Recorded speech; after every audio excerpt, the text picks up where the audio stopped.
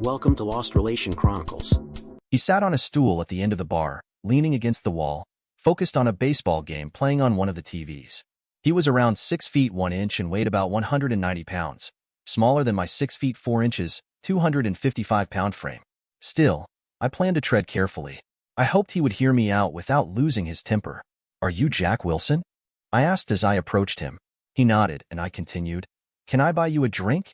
"Who are you?" "I don't know you, and I'm not interested in another drink. I'm meeting my wife soon," he replied. "My name's Steve, but that's not important. What you really need to know is what's been happening with Julie while you were away on your sales trip," I said, trying to spark his curiosity rather than anger. "My sales trip? How do you know I was gone?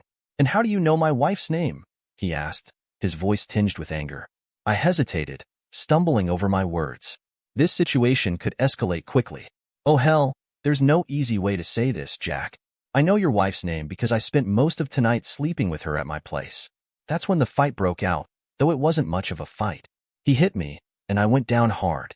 For a smaller guy, he packed a punch. It happened so fast I didn't realize what had hit me until I found myself on the barroom floor. He stood over me, shouting for me to get up so he could hit me again. I stayed put, looking up at him, trying to think of something to say. I owed him that, but I wasn't going to be his punching bag.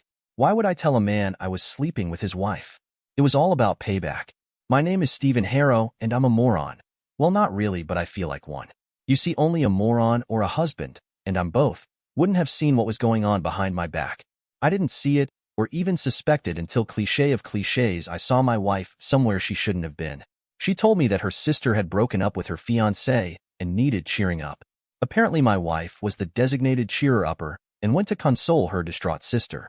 She called me at work and told me about visiting her sister and that it would probably be late before she got home. There was a casserole in the fridge, and I could heat it up in the microwave for my dinner. I decided to hell with some stupid healthy tuna shit casserole. I decided to grab a beer and burger at a new place I had heard good things about. It was about 10 miles from my office in the opposite direction to my home. When I walked into O'Toole's, it only took a few seconds to spot the two of them. The man she was sitting next to in a booth at the back of the bar might have similar features as her sister, but he had the wrong fixtures, if you know what I mean. In addition, I've never seen my wife kiss her sister the way she was kissing this guy. It was full-blown let me check you tonsils type of kiss. I wasn't really that surprised. I guess I'd been expecting something like this for the last 3 months. My future wife Estella Rogers, and I met in high school, dated a few times, and then went off to different colleges. We weren't in love or anything, and there were no sad goodbyes. We'd had fun together and then went on our way. Stella was not the most attractive girl at school. In fact, she was a little on the homely side. She wore glasses, was still carrying around some of her baby fat, and she had no grooming or fashion sense at all. What she did have was a satirical sense of humor, a quick mind, and man, she could really dance. Stella transformed on the dance floor, leaving the rest of us in her wake. She and I were a perfect match of two. If not ugly, then less than attractive people. I was tall, skinny, and uncoordinated with a more than average acne problem. If you looked in the dictionary under the word geek, you would have seen my picture. But put the two of us together, and we were good for each other.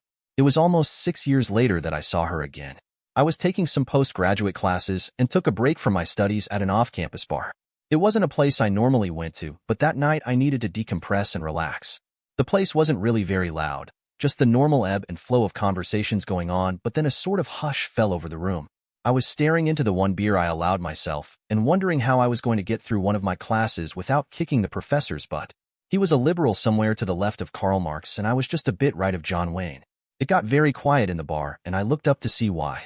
That's when I saw Stella. At first I didn't recognize her. It wasn't until she smiled and then laughed that I knew it was Stella. Man, she had really changed, and for the better. Stella had grown, evolved, or metamorphosed into a stunningly beautiful woman. Gone were the glasses, gone was the baby fat, and gone was the homely girl who didn't know how to dress or groom herself. In that girl's place was this woman who was dressed to the nines, this woman with long legs and a body you could bounce quarters off of, this woman with long golden hair and perfect makeup, this woman that made everybody stop and stare. Stella was so beautiful that when she walked across the bar room, even women would watch her. I couldn't believe the transformation in Stella. Man, I blew it when I let her go, I thought, and then laughed at myself. That had been back in high school, and we wouldn't have stayed together all this time anyway. Of course I had changed also. I was still tall, but I had filled out, the result of better nutrition and playing tight end in college. Playing football also improved my coordination and I outgrew the acne problem. As I turned and started to leave the bar, I heard this melodious voice that I remembered very well, call my name. I turned and there was Stella right in front of me. Hello, boyfriend. What's it been, about 6 years now? As she greeted me, she leaned against me, stood on her tiptoes, and kissed my cheek. Hi, Stella. Good to see you. I answered when I got my tongue unstuck from the roof of my mouth. I was the envy of every male in the joint, if only for a moment. Come join us and have a drink. We've got a lot of catching up to do, she said, pulling on my hand and leading me over to her group. Hey guys, pull up another table so Steve can join us. I watched as 3 or 4 people jumped to do as she asked. It was ironic. The girl I had known was so shy that I was about the only one she talked to, and here she snapped out orders like a drill sergeant. Stella had definitely changed. One of the guys from the group asked what we wanted to drink and went to fetch them. It must be nice to have servants, I thought. Stella and I played catch-up for several minutes. After several "how are yous," what's happened in the last 6 years and what are you doing nows? I had to address the 400-pound gorilla at the table. I know Stella was waiting for it and I couldn't resist. Damn, Stella, you look great. I almost didn't recognize you. You're a lot different than back in high school, I said, paying homage to this lovely creature. Yep, I have changed and it's all because of you, Steve, she said, chuckling at the puzzled look on my face. Me? Me? What do you mean it's because of me? I didn't do anything. She giggled and then laughed out loud. I've never liked a grown woman of 23 or 24 giggling. She should have outgrown that phase, but in Stella's case it was cute and sexy and made me want to hear more. I was staring at her, waiting for her to tell me how I'd made her change. Stella then explained why she blamed me, or maybe it was better to say gave me credit for her development.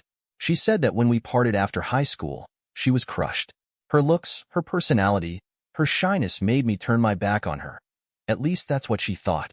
I started to deny the things she said, but before I could say anything, she held up her hand to stop me. We had never talked about love or commitment, but that didn't affect what I thought. We were going to different colleges, and it was natural that we would part. I didn't want to think about the logic or facts of our breakup, just that if I had been prettier, slimmer, and more polished, you wouldn't have left me, she told me. Again, that little laugh that in a younger female would be a giggle. That's not the reason, I started to say, but Stella interrupted me. I know it wasn't true, but that's the way I felt at the time. So I decided to take action, to change myself into someone you would want. I went to college and immersed myself in Project Stella. I began to eat healthier and started an exercise regimen. I worked out in the school gym almost daily. I ran 3 times a week, building up to a 5-mile run, and I joined the drama club to get over my shyness. Stella stopped to finish her drink, lifted her empty glass, and waited while one of her minions brought her another. I even took a beauty course at a technical college to learn how to use makeup and style my hair. Next, I read all I could find on grooming and fashion. By my junior year, the change was almost complete. I still had to put everything I'd learned into practice. I began to flirt and interact with some of the men in my classes. I needed to see if I could get over being an introvert. She paused as if to gather herself before continuing. Stella, I had no idea you felt that way in high school. I stepped in. You have to remember I was a geek, a male version of what you felt like. I liked you and asked you out not because of how you looked, but because you were interesting to be with. I paused for a few seconds and said, there was another reason that I asked you out, you know. What was that? You said yes. You were the only girl that ever said yes when I asked for a date. At first that was the main reason, but by the 3rd date, I wanted to be with you because of you. We seemed to fit together.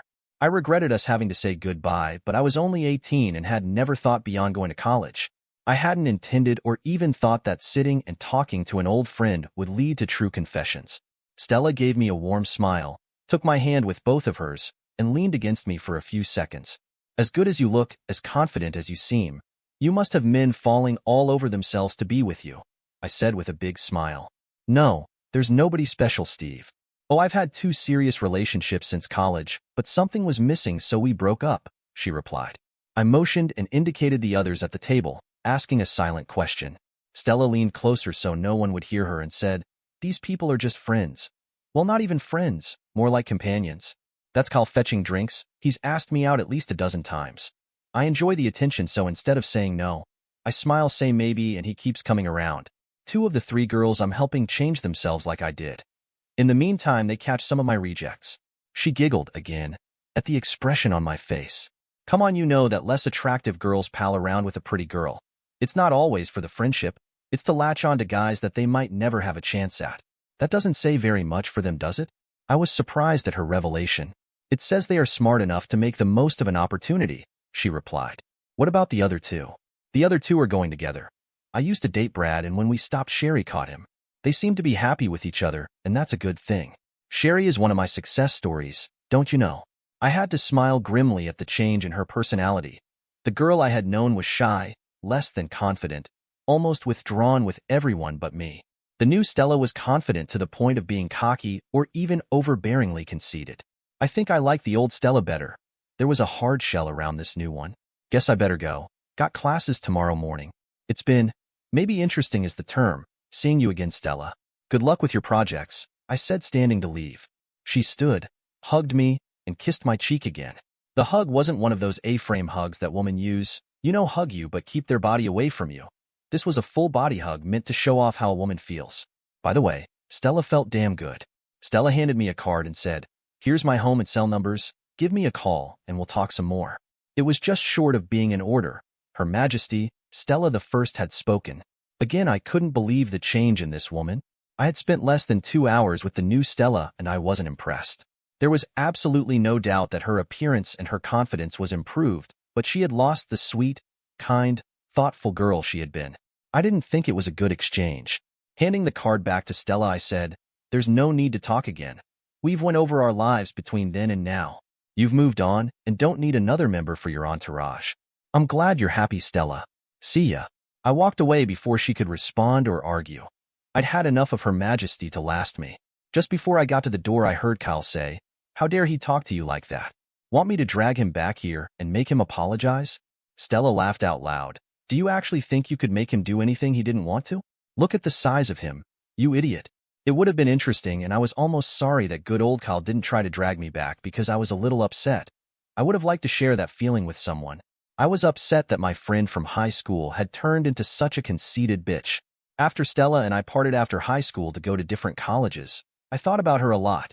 My first Christmas break, I went home to visit my folks and tried to reconnect with her, but her parents had moved. I tried to get her address from the college she attended, but of course they wouldn't give out any information or even verify that she was registered. I found out later, using somewhat devious means, that she wasn't attending the school I thought she was. I lost her trail and had no idea where she had gone. It made me a little sad. It wasn't love, but when I thought about that young girl, it was with fondness and appreciation. We had been good for each other back then. Maybe that's why the change in Stella made me angry. My good friend was gone. 3 weeks later, I had just finished a nutritious dinner of pepperoni pizza and a beer when someone knocked on my door. When I opened the door, who else but Stella stood their door? As if I didn't have enough on my plate. "Aren't you going to invite me in?" she asked, smiling. After I waved her into the apartment, she looked around and commented a little sarcastically, I thought, "Nice place, Steve." I lived in a second-floor walk-up. It was a basic studio apartment with one big room which combined a living room, dining room, and a small galley-type kitchen with a bathroom through a doorway. My goal was a postgraduate degree, not entertaining guests, so it suited me. I worked for 2 years after getting my bachelor's degree and was able to save enough money to go back for postgrad classes. It helped that I was in information and systems analysis, so I could schedule my work and my classes around each other. Basically, I worked part-time, about 25 to 30 hours a week. It's a place to sleep and study. All I need, really. What do you want, Stella? Wait, how did you find me? You're listed in the phone book. Bullshit. The only phone I have is a cell. How did you find me? Stella paused, smiled, and said, "It was obvious that you weren't going to call me, so I tracked you down. One of my girls works in the registrar's office, and I had her check the files for your address. I repeat, what are you doing here? I wanted to see and talk to you without the entourage, as you call them. Why? It's not like we've been close for the last 5 or 6 years. We were friends a long time ago when we were both young. I don't understand your need to have a heart-to-heart with me. Remember that night at Kelly's I told you I'd only had 2 serious relationships and that something was missing? When I saw you, I realized what was missing was you." I started to say something about how idiotic that was, but she stopped me. "Wait, let me finish, please," she asked. "I told you that I wanted to change because you left me, and yes, I know that's not what happened, but that was my motivation. Shortly after I began Project Stella, I became a little more confident and realized that you hadn't left. You'd just gone on to college the same as I had. But by then I was seeing results and continued working on myself. This is the finished product, but now I'd like to get to know you again." I interrupted her by asking, "What do you see happening here, Stella? Maybe we could go out a few times. Perhaps we could get back to being friends, and maybe we could be more than friends. I don't know for sure, but but I do know I want to spend some time with you. Why? You obviously don't lack for company. Why me? Steve, you were the only boy that asked me out back in high school. You didn't mind that I was chubby, you didn't mind that I didn't wear makeup or styled my hair or dressed funny, and you were always nice to me. You're right, I don't have any problems getting dates or whatever now, but they look at the package and not what it contains. A man would have to be total idiot not to want to spend a few evenings with this stunningly beautiful girl, unless she was a total bitch. I may not be the sharpest tool in the shed, but I'm no idiot, and she hadn't been bitchy to me only to Kyle. The deciding factor for me was the friendship we'd had in high school. If I could discover that girl inside of this beauty, this could be interesting.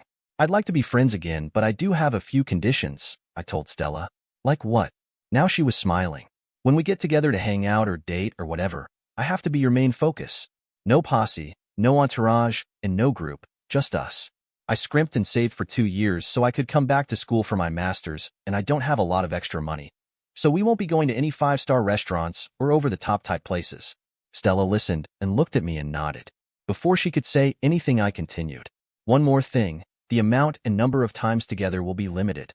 I'm here to continue my education, not be a social butterfly. Is that it? Yeah, that's it. I know I sound like a sanctimonious jerk here, making demands and setting conditions, but I'm making an investment of my time in you. Time that I could use to study and get some extra work done, so that's why all the conditions. I would love to rekindle the friendship with the girl I knew back then. I'm not sure about this new Stella. If you don't want to do this, I understand. May I ask one question? I nodded and she asked, could we go for pizza tomorrow night? We went out for pizza the next evening, and so began our quest to reconnect. Stella and I went places and did things that you would expect friends to do. We went on hikes and picnics, attended free outdoor concerts, explored the art museum, and just generally got to know each other again. It was fun and we enjoyed ourselves. A couple of evenings at Kelly's or one of the other off-campus bars, we ran into Stella's entourage. It wasn't planned, and Stella suggested we go somewhere else. It was my decision to stay and to join the group. I couldn't expect her to give up her friends entirely. I have to admit I had a good time, and contrary to my first thoughts, these people were interesting and a lot of fun. The first time we joined them, Kyle immediately jumped up to get drinks for Her Majesty and her consort. I pushed him back into his chair and asked the group if anyone wanted another drink. Kyle followed me to help carry the drinks back to the table. Kyle, what the hell are you doing? I know you'd like to be more than a friend to Stella, but she'll never give you a chance if you keep acting like a love-sick puppy. Stand up and be a man, I told him. I couldn't resist. I hated to see any guy being treated like a doormat. Don't know for sure, but I think he took my advice. I never saw him with the group again. On one of our off nights, I went to Kelly's for a burger and saw Stella dancing with a man. Her posse was sitting at a couple of tables near the dance floor. No big deal. We weren't exclusive and I couldn't expect her to sit at home breathlessly waiting for my call. But I have to admit that seeing her with another man bothered me. Maybe I'm starting to think of Stella as more than just a friend, I thought. Maybe it's time to make a decision about Stella and me. Maybe it's time to take the next step, to be more than just buddies hanging out together. But the last thing I needed was a full-blown romantic relationship, at least until I got my post-grad degree, so maybe it would be best to dial this friendship back a notch. On the other hand, I was enjoying our dates and didn't want to go back to spending all my time studying and working. Man, I was really confused. Stella saw me as they finished their dance, smiled and motioned for me to come to her table. I waved at her, smiled, and shook my head. I finished my beer, wrapped the burger to take with me, and went back to my apartment. Less than 30 minutes later, someone knocked on my door. Surprise, surprise, it was Stella. First she smiled at me, then she frowned, and then she walked past me into my apartment. Why didn't you come over and join us? Looked like you were on a date. I don't think your guy would have liked my interrupting. He wasn't my date. He's just a guy that started hanging around with us after Kyle left, she explained. Why didn't you come over? You've spent time with our group before. So good old Kyle left the group, did he? He wasn't a bad guy, and I was glad to hear that he had developed some backbone. Yeah, funny thing, he hadn't been around for 2 or 3 weeks and I ran into him at a coffee shop one day. I asked him where he'd been, and he said that he was tired of acting like a love-sick puppy. He told me if I wanted him I knew how to get in touch with him, and walked off. Strange behavior, very strange. I had to laugh. Kyle had basically told Her Majesty Stella to shove it. Good for him, I thought. Stella saw my grin and heard the laugh and asked, did you have anything to do with Kyle leaving? I told him that you'd never respect him or go out with him if he didn't quit jumping every time you told him to. I guess he got the message. She shook her head and smiled. Now what's the real reason you didn't join us? I took a deep breath, held it for a few seconds, and let it out. Time to confess, I thought. I didn't like seeing you dance with another man. I know, I said before Stella could say anything. We are supposed to be just friends or buddies. Stella smiled again, took my hand, and led me to my sofa, pulling me down beside her. Go on, she prompted. Taking another deep breath, I continued. We never talked about being exclusive. I mean, why would we talk about it? Being just friends and all? But I think I've gone beyond that, and rather than cause a problem, I came home. She crawled onto my lap and said, I've gone beyond that friend stuff too. I was waiting for you to take the next step, but I guess I'll have to do it. Then she kissed me. So began the next step in our relationship. Now we went on dates, not just hanging out together. We were exclusive, or going steady, or whatever it's called. Stella's entourage became her friends rather than her minions, and she spent a few evenings with them when I was working or studying. Any man in the group was told bluntly that she wasn't available, so don't bother asking her out or playing up to her. The queen bee that she had been disappeared, and that person wasn't missed. Instead, I had a woman closer to the old Stella and was happy to have her back. We continued seeing and being with each other until I finished my post-grad work. The day that I finished, I asked Stella to marry me, and she accepted. We had a quickie wedding in Las Vegas over a 4-day weekend, and I started my new job. For the first 3 years, our marriage was great. We'd had discussions about what we wanted and expected from a partner and agreed on the most important things. We had already decided that children would come later along with a house, and we, or at least I, discussed fidelity. I asked that if either of us became so upset or dissatisfied with our marriage that we wanted someone else, that we be upfront about it and not become the cliché of a cheating spouse. We both agreed it would be more respectful to confront each other and part as friends. Now we had the time and income to enjoy some of the things we hadn't been able to when I was in grad school. We took weekend trips, joking that we were taking our honeymoon 3 days at a time. I'd always wanted to visit San Antonio to see the Alamo and experience the Riverwalk, so we flew there on a Friday and explored for 3 days. Stella wanted to see Hearst Castle, and on another weekend we made that trip. We were having fun and loving each other. Things began to change at the beginning of our 4th year of marriage. Her Majesty Stella was back. She was a little testy to me a few times, and she gave me orders. Not requests for me to do something, but orders to do it. I didn't say anything at first, but questioned her about it the 3rd or 4th time it happened. She apologized, using a stressful situation at work as an excuse, and promised to watch herself. Stella was back to her old self for a few days, and then it started again. The 3rd time we went through this cycle, I'd had enough. I don't know what's going on, Stella, but whatever is bothering you needs to be fixed. I'm not one of the minions you had before, and I won't be treated this way. If you've got a problem with me or with us, speak up and let's solve whatever it is. Stella apologized, cried a little, and asked me to forgive her. I did, and we spent the evening making up.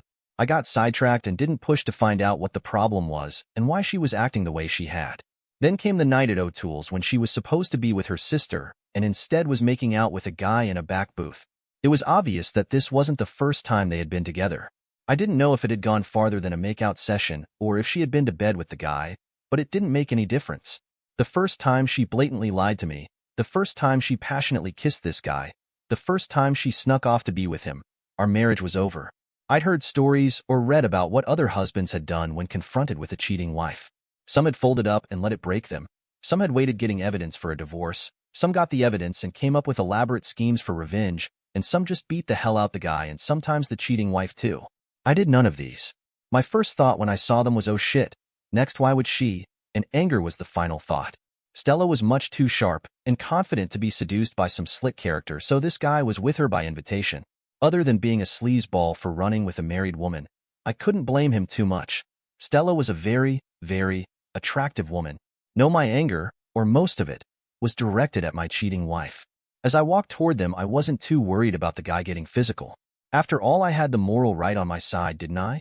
Actually, the reason I wasn't worried is that I'm 6 feet 4 inches with no slack belly. Might is right. Isn't that what they say? My wayward wife and her friend didn't notice me until I slid into the booth opposite them. They broke off their kissing and fondling, and if it hadn't been my wife, the look on their faces would have been hilarious. I've heard the old saying about someone's face going white with shock, but I'd never seen it until now. Stella's mouth was opening and closing like the proverbial fish out of water. It was funny as hell. Or it would have been if it wasn't Stella sitting there. I didn't know your sister got a sex change operation, Stella, I said in all seriousness. Maybe that's why her fiancé broke up with her. Stella's reaction was cliché. I heard, oh my God, what are you doing here? It's not what it looks like. It's not what you think, and so on. Her friend decided that it might be a good idea to leave and started to slide out of the booth. I grabbed his arm and stopped him from leaving. You better stick around, friend. Stella's going to need a place to stay, and when I leave you can take her with you. No, I'll come home with you, Steve. We can talk and I can explain all this, Stella said. Stella, you don't have a home. You lost it the minute you hooked up with shithead here. Don't come home, don't call, and don't try to see me. I'll have my attorney contact you at work to get your attorney's name, and we'll let them do their job, I replied. Give me your wallet. This to the man sitting across from me. He hesitated and I said, don't make me take it off you after I knock you out. You've got a free ride here because you wouldn't be here if she didn't want you here, so don't get stupid. He handed me his wallet. I took his driver's license and handed his wallet back to him. That's so I'll know who to subpoena if need be, Jerry. You can apply for a replacement license pretty easily. I looked at the two of them and continued. Stella, this is a no-fault state, so we'll just split everything down the middle. You can keep the apartment if you want. Don't fight this and it'll be over quickly. Good old Jerry started mumbling to Stella something about his wife and family. You two a-holes deserve each other. Have a good night, I said, sliding out of the booth, and went home to pack. Of course my cell phone started ringing right away. Not tonight, Stella. Not tonight, I thought. If someone had known what was going on and watched me when I confronted Stella, they would have thought what a cold-hearted scumsucker I was. He doesn't really care about his wife. The truth was my heart was broken. I'd lost the girl from high school, found her again and been happy, and now I'd lost her again. On the way home, I decided that I wasn't going to go the way of some husbands in my position. I wasn't going to turn into a drunk or wallow in self-pity. When you sobered up or overcame the self-pity, your problems were still there, waiting to bite you in the butt. The only way to handle problems was to face them and kick their butt. The phone was ringing as I got back to our apartment, and the caller ID showed it was Stella's sister. I had calmed down a little, so I answered it, thinking it was Stella. It was her sister, Betty. What's going on, Steve? Stella just got here and she is a mess. She's crying and babbling about she didn't mean it, Betty said. I walked in on your sister and her boyfriend tonight and told her we were done. I told her not to come home, so I guess she went to your place. Boyfriend? What boyfriend? What did you think you saw? There has to be some mistake, Steve. The mistake was made by Stella. Tell her I'll be out of the apartment by tomorrow evening, and she can come back then. Goodbye, Betty. Steve, wait, what? I hung up on her, muted the volume on the phone and answering machine so the calls that would be coming in wouldn't bother me. My cell started to ring almost immediately, so I turned it off too. I packed up most of my clothes and personal things like my computer. Tomorrow I would find a motel for a few days until I could find another apartment. The next morning, I saw about 12 messages on the machine and another 15 or 20 in the voicemail on my cell. I listened to each one long enough to know that it was Stella or Betty and deleted them. The only message I answered was from my dad. His call I returned. What the hell's going on, Steve? He asked when I called him. Stella called several times wanting to talk to you or wanting me to call you for her. I caught her with some guy in a bar, of all places, making out. Guess she didn't like it when I told her not to come home. Maybe she just made a mistake. Maybe she didn't sleep with him. Why don't you talk to her and let her explain? I'd hate to see you guys break up. Dad, it doesn't make any difference if she had sex with him.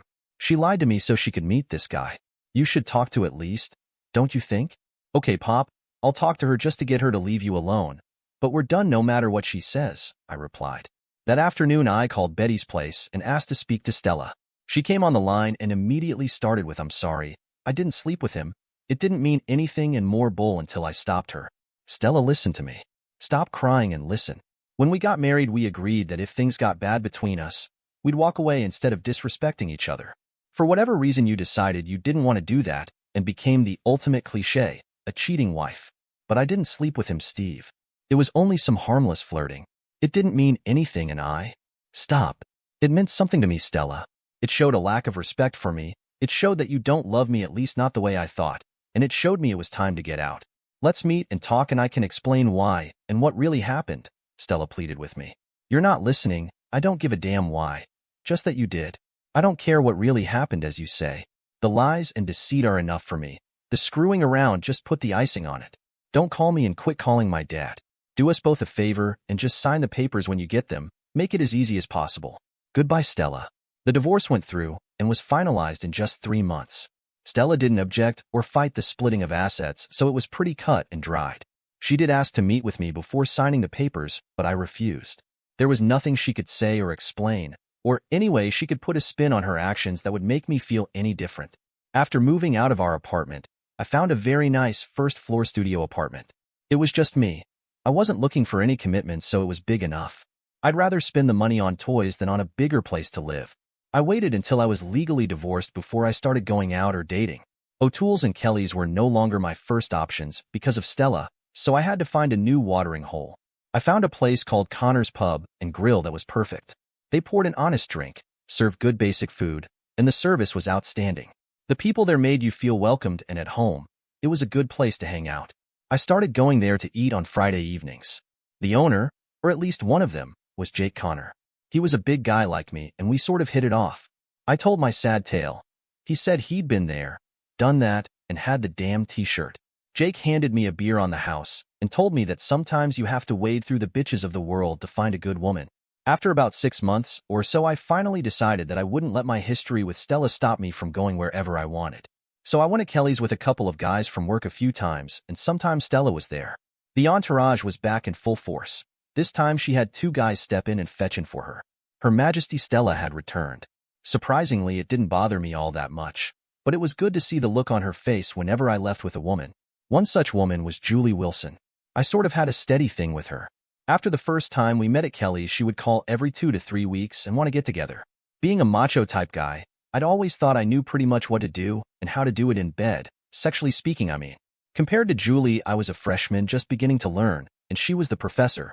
We did things to and for each other that I'd only read about or seen in adult movies. I noticed something strange, though. When Julie and I got together, most of the time she had to leave by midnight, but about every 6 weeks she would stay all night with me. I didn't understand, but I wasn't complaining. I don't know if I would have survived if she spent every night with me. All good things must come to an end, or so the old adage goes. This good thing came to a screeching halt one evening as Julie was getting ready to leave. It was earlier than normal, about 9 p.m., and I was trying to talk her into at least one more go-around. "Can't do it, honey. Got to meet Jack at 10:30 at the Lamplighter," she said as she laughingly pulled away from me. "I've got to get home and get cleaned up before I meet him. Have I been replaced?" I joked. "Who's this Jack that's beating my time?" "Jack's my husband, silly." Then she saw the shocked look on my face. "I thought you knew I was married and we were just having a little fun." "How would I know? You never said anything or even mentioned a husband." I responded with more than a little anger. No wonder she wouldn't give me her phone number or tell me where she worked or lived. She didn't want me to throw a wrench into her little escapades. Oops, my bad. "Well, don't worry, honey. He'll be gone on his every 6-week trip next week, and I can spend the whole night with you." "I'll call you next week, baby," she said, leaning over to kiss my cheek. I felt like an a-hole. I was doing the same thing to this Jack, and that jerk had done to me with Stella. Damn. I felt stupid and used, and then I felt mad. Jack Wilson was probably a decent guy, working his butt off to provide for his wife, and she was screwing anything that walked. I knew I wasn't her only bed partner, but before I found out she was married, I didn't care. It wasn't morals or scruples, or any high-sounding philosophy that made me do what I did. It was pure anger, and I thought for once somebody was going to get some payback. I took a quick shower, looked up the address of the Lamplighter, and went to find Jack Wilson. So here I am lying flat of my back on the barroom floor, wondering if Jack Wilson is going to start kicking me. "Look, Mr. Wilson, Jack, I owed you that one and maybe another one. So I'm going to get up, and if you feel you have to, I'll take another shot. But after that one, I'll protect myself," I told him. I stood up, really expecting his to knock me down again, but he stood there looking at me with hate in his eyes. I pointed to the bar stools, and we both sat down. The bartender had the phone in his hand, calling the cops, I guess, and I motioned for him to put it down, telling him everything was cool. Ordering 2 of what Jack was drinking, I told him my story. "I swear, Jack, I didn't know she was married until tonight. If I had, I would have never started up with her." He looked like he didn't believe me, so I gave him a short version of Stella and me. I always felt she didn't get punished, but then all I wanted was out. I wasn't into the revenge thing. I could tell his eyes that now he believed me. "Here's my card. If you decide to divorce her or whatever, call me if you want me to testify or give a statement for you," I offered. He nodded and put the card in his wallet. I motioned for another drink for him and stood to leave. "One more thing you need to know before you make a decision, Jack. I'm not the only one. She calls me every 2 to 3 weeks to get together, and I don't think she's just sitting at home the rest of the time. Good luck, Jack. You deserve better than this." "Wait, Steve. Would you hang around and confront her when she gets here? I'd like to see her reaction to your being here."